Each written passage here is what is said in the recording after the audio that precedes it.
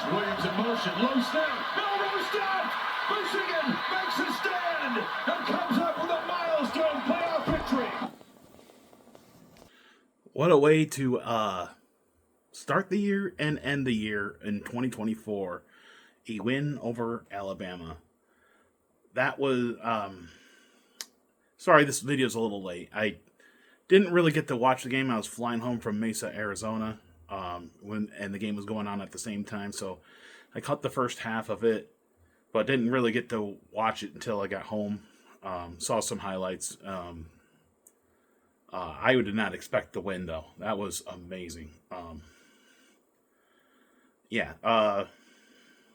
Michigan beats Alabama 19-13.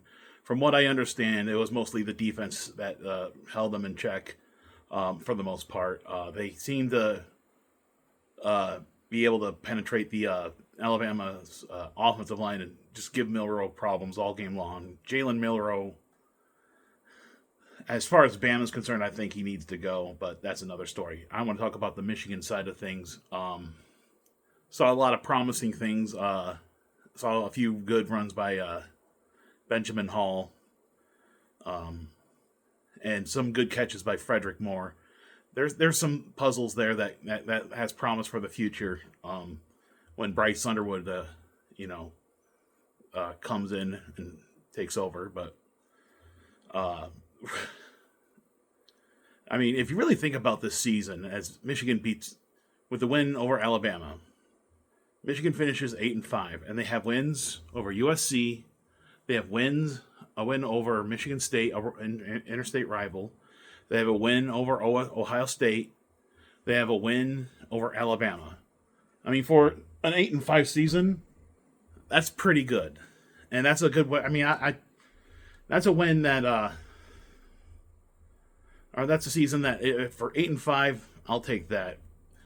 Considering all the stuff, all the people that left, they'll be better next year. I have a feeling. I think the schedule's a little easier next year too. But, a good win for Michigan. Like I said, I couldn't really watch the game, so I can't really say who stuck out. I don't even know who to give a game ball to because I didn't really get to watch the whole game. I'll just give it to the entire defense. I mean, Alabama has all that offense. Think about it. Think about this. All the talent that Ohio State has, all the talent that Alabama has, and they held Ohio State to 10 points and Alabama to 13 points. I mean, that says something. And Alabama didn't really have any people opting out of this bowl. Michigan did. Michigan, Colston Loveland didn't play. Will Johnson didn't play. Mason Graham didn't play. All these guys are opting to the NFL draft. They're trying to protect their pro careers, which is understandable. I mean, Michigan had a tight end named Jake Butt, and he had a promising NFL career. And then in the bowl game, his last game, he had a career-ending injury, and he had to miss out on all that. What could have been a pretty good NFL career. He's in announcing now for the Big Ten Network, but so I don't really fault guys for opting out of bowl games that, they're kind of like constellation prizes, but I understand it. I don't know if I would do it though, because at some point pride comes in the play, so I can see both sides to it. But yeah, a decent season. We'll see where it goes into next year, but I want to also bring up the fact that everyone, I mean, Alabama fans and SEC fans that are riding on Alabama's coattails all said that, they should have been in. Alabama should have been in. And I'm starting to notice, though, Big Ten teams are beating the SEC teams in these bowl games. Michigan beat Alabama. Illinois beat South Carolina. USC beat, I think, Texas Tech or Texas A&M. I can't remember. I get those two mixed up. Ohio State beat Tennessee, steamrolled them. And I don't even like Ohio State, but I find that hilarious. But Yeah, the defense. The Big Ten showing that maybe there was a time the SEC was the most powerful conference, but maybe the times are changing, and with this nil now in, it's kind of evening the playing field because, in all honesty, I feel like the SEC was getting away with paying a lot of players what other teams couldn't. Now it's legal. Now it's all legal. They don't have that power leverage, so we'll see how it goes. But right now, I mean, last year Michigan won the national championship, Big Ten team. Maybe another one will win this year. Penn State just beat Boise State last night in the playoff. They're in this quarterfinals or semifinals.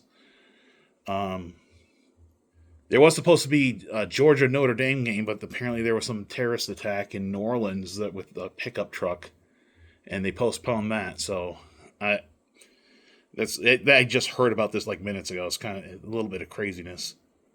But yeah, that'll do it for Michigan football for the 2024-25 season. Once again, they finished 8-5 with wins over USC, Michigan State, Ohio State, Alabama. I can't complain. They even retained the Little Brown Jug, which, it's a cool trophy. So, I don't know what my next Michigan report will be. Maybe I do plan to go. They usually do a spring game in around April. I'll probably go. I'll definitely try to go to that. The event's usually free, so it's kind of a cool thing to go to. But if anything major happens, I'll report it. But this will be the last one for the regular season for Michigan. A good win, a good way to finish up what was kind of a struggling season. Hopefully the offense will be better. They did get a new offensive coordinator in Chip Lindsey, so maybe things will change. But that'll do it. Until then, go Blue, go Lions. Big time Lions game coming this Sunday. I will be at that game. It's a Sunday night game for all the marbles of the NFC. 14-2 Minnesota versus 14-2 Lions. It's probably one of the biggest games I've ever attended as far as a regular season game goes. And I can't wait. Also, go Pistons, go Tigers, and go Red Wings. And good luck in 2025 to everyone out there, and have a blessed year. Thank you.